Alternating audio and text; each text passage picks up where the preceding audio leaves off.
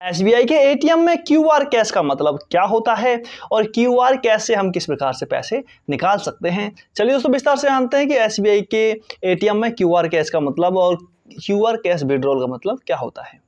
SBI में QR cash withdrawal का मतलब होता है कि जो एसबीआई का एटीएम है उस एटीएम मशीन में आपसे यूपीआई के क्यूआर कोड से आप पैसे निकाल सकते हैं। इसके लिए करना कुछ नहीं है। जैसे आप एसबीआई के एटीएम में जाओगे तो वहाँ पर आपको एटीएम मशीन के अंदर दो ऑप्शन नजर आएंगे, यूपीआई क्यूआर और सिर्फ ओनली क्यूआर कैश। तो आपको यूपीआई क्यूआर कैश के ऑप्शन पे क्लिक करना है। जैसे आप क्लिक करोगे तो वहाँ पर बोलेगा कितने पैसे आपको निकालने हैं। जैसे आप मैक्सिमम अमाउंट 5,000 रुपये डाल सकते हो, अर्थात आप एक दिन में 5,000 रुपये ही कैश निकाल सकते हो। उसमें से आपकी जो भी लिमिट है उसमें आपको एंटर करना है और आगे बढ़ोगे तो उसमें आप एक क्यूआर कोड जनरेट हो जाएगा। बस आपको उस क्यूआर को पेटीएम से नहीं बल्कि फ़ोन पे से आपको स्कैन करना है।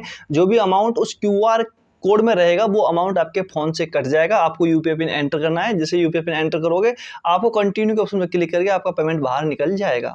इस प्रकार से सिस्टम काम करता है। लेकिन दोस्तों इसके नुकसान भी बहुत ज़्यादा हैं। नुकसान क्या है, एक बात ध्यान दीजिएगा। काफ़ी बार क्या होता है आपकी तरफ से पैसे कट जाते हैं, प्रोसेसिंग में चला जाएगा। और दोस्तों एक बात ध्यान दीजिएगा, जैसे ही पेमेंट प्रोसेसिंग में गई तो एक बात कंफर्म कर लो कि गुरु आपका पैसा अटक गया, वो 15-20 दिन के बाद ही वापस आएगा, वो वापस नहीं आने वाला अब, नहीं क्या। तो दोस्तों ये है ऐसा कुछ फ़ायदा।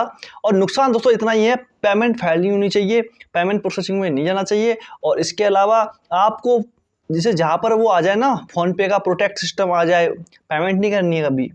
पेटीएम का फ्रॉड वाला सिस्टम आ जाए या पेटीएम फेल बता रहा है तभी पेमेंट नहीं करनी है। गूगल पे में कोई दिक्कत आ रही है, पेमेंट नहीं करनी है, क्योंकि उस टाइम जो आपका जो ये एसबीआई का क्यूआर कोड का सर्वर होता है वो काफ़ी डाउन चल रहा होता है। तो ऐसे में क्या है, जैसे आप पेमेंट करोगे हो सकता है पेमेंट फेल हो जाए, पेमेंट आपकी हवा में ही लटक जाएगी, नहीं क्या। तो आशा करता हूँ कि आप बात को समझ गए होंगे और कोई प्रॉब्लम आए तो नीचे कमेंट जरूर कीजिएगा, आपकी मदद की जाएगी।